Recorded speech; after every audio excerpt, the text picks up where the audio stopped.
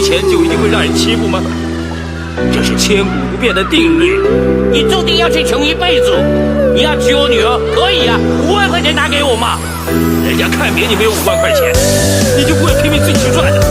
你勇敢一点，你的志气跑哪去了？不能我没志气，不能我让你逢上墙。要有自信啊，你是最好的，知道吗？其实秘密是掌握在自己手中的，凭你自己的信心，你行的。